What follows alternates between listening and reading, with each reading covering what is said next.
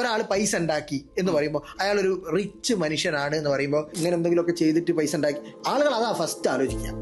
കഷ്ടപ്പെട്ട് അയാൾ ഒരു 10-25 കൊല്ലം മെനക്കെട്ടിട്ടായിരിക്കും ഇന്ന് കാണുന്ന രീതിയിൽ എത്തിയിട്ടുണ്ടാവുക.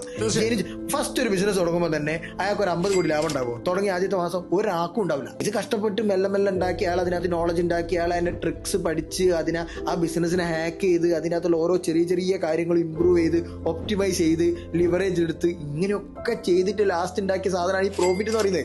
ഈ പ്രോഫിറ്റിൽ അയാൾ ഒരു കാറ് വാങ്ങി ആ കാറിൽ അയാൾ പോകുന്ന സമയത്ത് നമ്മളെ നാട്ടുകാർക്ക് കാണുമ്പോൾ ഭയങ്കര സങ്കടം. ഇവന് BMW ഒരു ബെൻസ് വീട്ട ഇങ്ങനെ ദേഷ്യം അതാ ടെൻഷൻ. ഒരു പ്രാവശ്യം ഞാൻ പറയുന്നത്രേ ഉള്ളൂ, നിങ്ങൾക്ക് ഇത്രയൊക്കെ പ്രശ്നം ഉണ്ടെങ്കിൽ you should start A business. നിങ്ങൾ ഒരു ബിസിനസ് തുടങ്ങിയാൽ തീരുന്ന പ്രശ്നം നിങ്ങൾക്കുള്ളൂ. നിങ്ങൾ സ്വന്തമായിട്ടൊരു സാധനം ചെയ്ത് അതിനകത്തുനിന്ന് ഒരു റവന്യൂ ഉണ്ടാക്കി ആ റവന്യൂ പ്രോഫിറ്റബിൾ ആക്കി മാറ്റുമ്പോൾ നമുക്ക് ഈ പറയുന്ന ആൾക്കാരോട് നമുക്കൊക്കെ റെസ്പെക്ട് തോന്നും. അപ്പൊ ഞാൻ കമ്പനി തുടങ്ങിയ ശേഷം എനിക്ക് റെസ്പെക്ട് ആവേ, എല്ലാ പൈസ ഉണ്ടാക്കിയ ആൾക്കാരോട് എനിക്ക് റെസ്പെക്ട് ആവും. കാരണം അയാൾ അയാൾ എങ്ങനെയായി ചെയ്തതെന്ന് അറിയാനുള്ള ക്യൂരിയോസിറ്റി മാത്രമേ ഇപ്പൊ ബാക്കിയുള്ളൂ.